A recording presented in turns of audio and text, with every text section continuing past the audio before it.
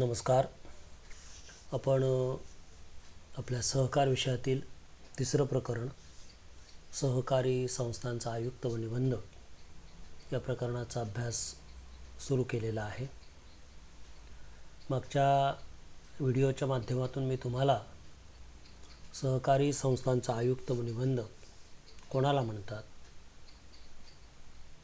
आणि त्याची व्याख्या तसेच सहकारी संस्थांचा आयुक्त व निबंधक यांची प्रशासकीय रचना जी आहे ती प्रशासकीय रचना मी तुम्हाला समजावून दिलेली आहे. त्यानंतरचा या प्रकरणातील जो भाग आहे तो म्हणजे सहकारी संस्थांचा आयुक्त व निबंधक याची भूमिका. विद्यार्थी मित्रांनो, सहकारी संस्थांचा आयुक्त व निबंधक याची जी भूमिका आहे, वेगवेगळ्या भूमिका सहकारी संस्थांचा आयुक्त व निबंधकाला पार पाडाव्या लागतात. मात्र कोरोनाच्या पार्श्वभूमीवरती किंवा कोरोना ही जी साथ आहे, महामारी जी आहे, ती अद्याप आवाक्यामध्ये न आल्यामुळे किंवा तिचं अजूनही तिचा प्रभाव चालू आहे, अजूनही पेशंट्स आपल्याला सापडतात. त्यामुळे शाळा महाविद्यालय एवढ्यात सुरू होतील असं वाटत नाही आणि त्यामुळे शासनानं गेल्या वर्षीप्रमाणे चालू वर्षीसुद्धा आपल्या सहकार विषयातील 12वीच्या अभ्यासक्रमातील जी 10 प्रकरणं आहेत त्या प्रकरणांच्यामधील काही भाग हा बोर्डाच्या परीक्षेच्या दृष्टीनं कमी केलेला आहे. त्यामुळे सहकारी संस्थांचा आयुक्त आणि निबंधक याची जी भूमिका असा जो या प्रकरणामधील उपघटक आहे तो कमी केलेला सिलेबस आहे, हे तुम्ही लक्षात ठेवा. त्यानंतर या प्रकरणातला जो परीक्षेच्या दृष्टीनं जो भाग समाविष्ट आहे किंवा परीक्षेच्या दृष्टीनं किंवा जो चालू अभ्यासक्रमामध्ये जो आहे, जो आपण अभ्यासावयाचा आहे, तो म्हणजे सहकारी संस्थांचा आयुक्त व निबंधक याची कार्ये. तर आज या व्हिडिओच्या माध्यमातून आपण सहकारी संस्थांचा आयुक्त व निबंधक याची कार्ये आपण अभ्यासणार आहोत. विद्यार्थी मित्रांनो, सहकारी संस्थांचा आयुक्त व निबंधक किंवा सहकार आयुक्त व निबंधकाची जी कार्ये आहेत त्या कार्यांची विभागणी किंवा त्या कार्यांचं वर्गीकरण करण्यात आलेलं आहे. काही कार्ये ही वैधानिक कार्ये आहेत, काही कार्ये ही नियंत्रणात्मक कार्ये आहेत, तर काही कार्ये ही विकासात्मक कार्ये आहेत. आज आपण सहकार आयुक्त व निबंधकाची जी वैधानिक कार्ये आहेत ती वैधानिक कार्ये आपण अभ्यासणार आहोत. अतिशय सोपी आहेत आणि परीक्षेच्या दृष्टीने ही कार्ये महत्त्वाची आहेत. त्यामुळे ही कार्ये समजून घेणं अतिशय महत्त्वाचं आहे. अतिशय सोपी कार्ये आहेत.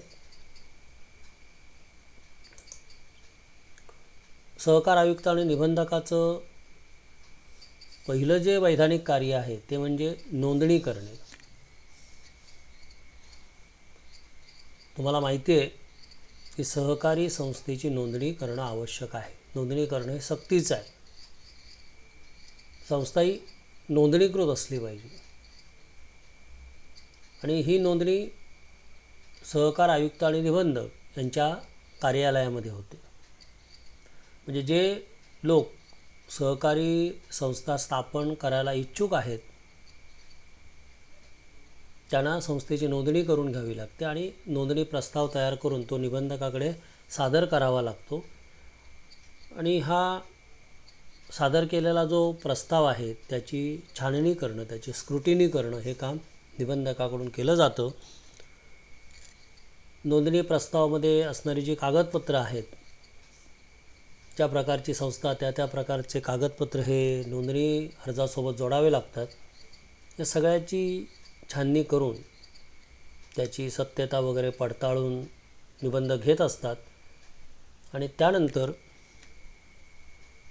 सर्व बाबींची पूर्तता झालेली आहे याची खात्री पटल्यानंतर निबंधक संस्थेची नोंदणी करतात, संस्थेला मान्यता देतात, संस्थेच्या कार्याला मान्यता देतात, संस्था चालवायला मान्यता देतात. शासकीय मान्यता, नोंदणी याचा अर्थ शासकीय मान्यता. संस्थेला जे काम करायचं आहे, जे कार्य करणार, जी सेवा संस्थेकडून दिली जाणार आहे त्याला शासनाची मान्यता असा त्याचा अर्थ आहे. साधा सोपा सरळ अर्थ आहे नोंदणी म्हणजे.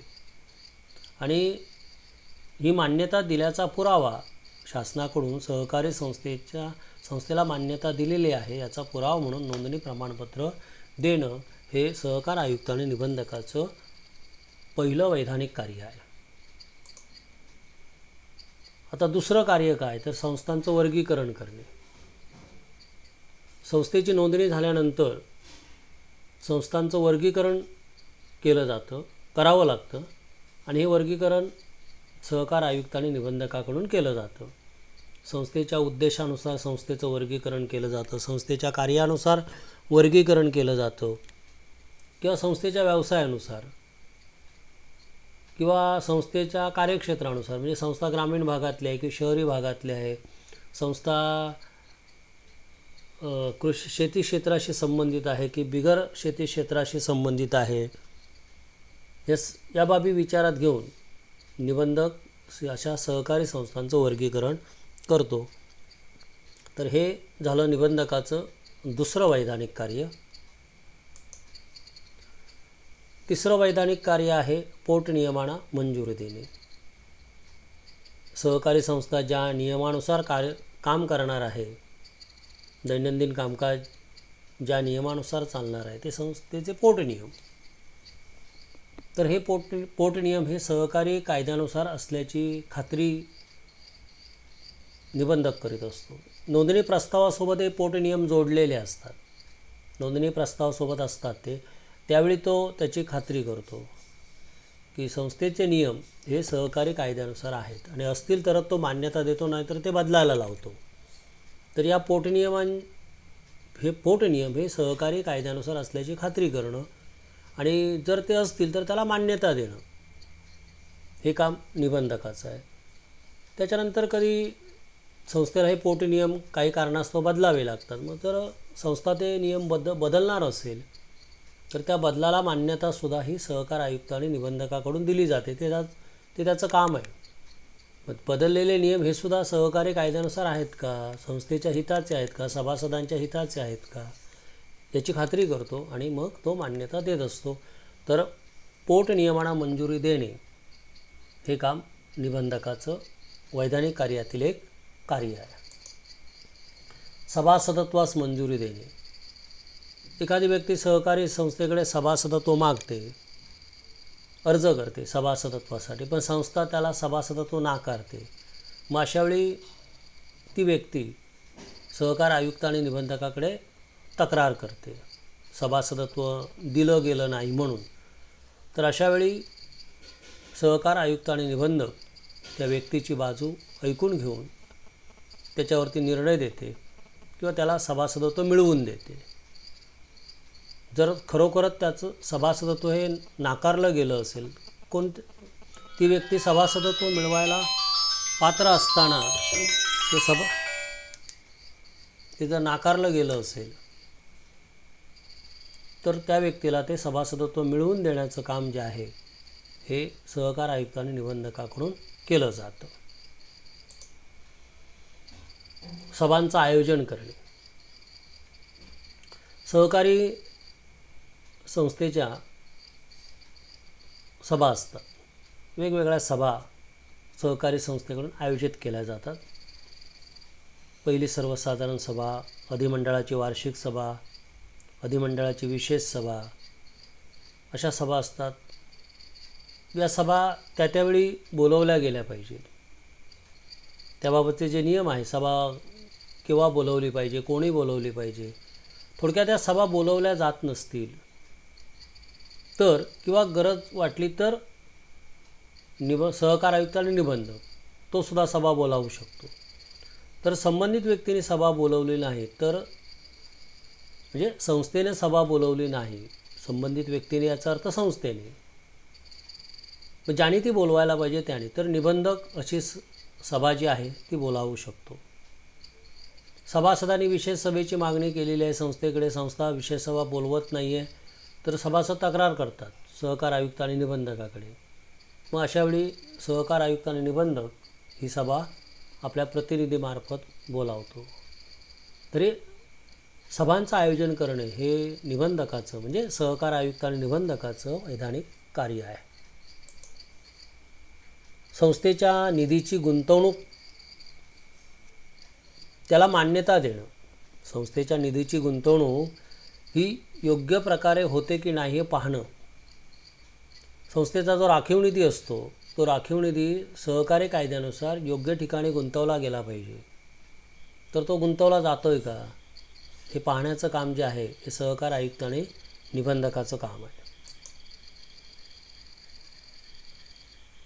संस्था चालवली जाते त्यावेळी संस्थेमध्ये काही वाद निर्माण होऊ शकतात. सभासद आणि विद्यमान संचालक मंडळ किंवा संस्था आणि अन्य कार्यालय हे वाद होऊ शकतात. तर हे जे वाद आहेत हे वाद मिटवण्याचं जे काम आहे हे सहकार आयुक्त आणि निबंधकाकडून केलं जातं. म्हणजे निबंधक हा लवादाची भूमिका, न्यायाधीशाची भूमिका पार पडतो. वादी प्रतिवादी यांच्या बाजू ऐकून घेणं आणि त्या वादाच्या संदर्भात निर्णय देण्याचं काम हे वैधानिक कार्यातील एक कार्य सहकार आयुक्त आणि निबंधकाचं आहे. संस्थांचं एकत्रीकरण करणे व विभाजन करणे हे एक आणखी वैधानिक कार्य सहकार आयुक्त आणि निबंधकाला करावं लागतं. संस्थांचं एकत्रीकरण आणि विभाजन म्हणजे काय, तर छोट्या संस्था असतात त्यामुळे त्या व्यवस्थित चालत नाही, कार्यक्षमपणे चालत नाही, सभासदांना योग्य सेवा मिळत नाही. म्हणजे जो फायदा संस्थेकडून व्हायला पाहिजे तो समाजाचा, सभासदांचा, समाजाचा होत नाही. मग अशा छोट्या संस्था एकत्र केल्या तर त्याचा फायदा होऊ शकतो. म्हणजे अशावेळी छोट्या छोट्या संस्थांचं एकत्रीकरण करणं किंवा फार मोठी संस्था असेल तर उलाढाली मोठ्या असतात त्यामुळे त्याचाही त्रास होतो. मग त्यामुळे अशा संस्थांचं विभाजन करणे, एका संस्थेच्या 2 संस्था करणे, 3 संस्था करणे याला म्हणायचं विभाजन. तरी विभाजन करण्याचं कामसुद्धा सहकार आयुक्त आणि निबंधकाकडून केलं जातं. तरी सहकार आयुक्त आणि निबंधकाची वैधानिक कार्य आहे अतिशय सोपे आहे. पहिलं म्हणजे नोंदणी करणं, हे लक्षात ठेवा. नोंदणी झाली की त्या संस्थांचं वर्गीकरण करणे, शेती संस्था, बिगर शेती संस्था, ग्रामीण संस्था, शहरी संस्था, पतसंस्था, प्रक्रिया संस्था, असं वेगवेगळ्या प्रकारे ते केलं जातं. संस्थेचे जे पोटनियम असतात त्या पोटनियमांना मंजुरी देणे, पोटनियमात केलेल्या संस्थेने जे बदल केलेले असतात किंवा बदल केले संस्थेनं तर त्याला मान्यता देणं, एखाद्या व्यक्तीला सभासदत्व मिळालं नाही तर ते त्याला देणं, संस्था बोलवत नसेल तर त्या सभांचं आयोजन करणे आणि संस्थेचा जो पैसा आहे तर तो पैसा सुरक्षित ठिकाणी संस्था गुंतवते की नाही हे पाहणं, संस्थेमध्ये वाद असतील तर ते वाद मिटवणं म्हणजे न्यायनिवाडा करणे आणि छोट्या संस्थांची एक मोठी संस्था बनवणे, एकत्रीकरण करणे आणि मोठी संस्था असेल तर छोट्या संस्थेमध्ये त्याचं रूपांतर करणे म्हणजे विभाजन करणे, अशासारखी जी कामं आहेत ही सहकार आयुक्ताला म्हणजेच सहकार आयुक्त व निबंधकाला करावी लागतात. आणि ही सगळी जी कार्य आहेत ही कार्ये सहकार आयुक्त निबंधकाची जी कार्य आहेत ही वैधानिक कार्य म्हणून ओळखली जातात. तर परीक्षेला तुम्हाला हा प्रश्न 5 मार्क्ससाठी येऊ शकतो, अधिक मार्क्ससाठी हा प्रश्न तुम्हाला विचारला जाणार नाही. तर परीक्षेच्या दृष्टीने हा जो भाग पुस्तकामध्ये तुमच्या दिलेला आहे तो वाचून ठेवा, हा व्हिडिओ पहा म्हणजे निबंधकाची वैधानिक कार्य तुम्हाला समजून येतील. धन्यवाद.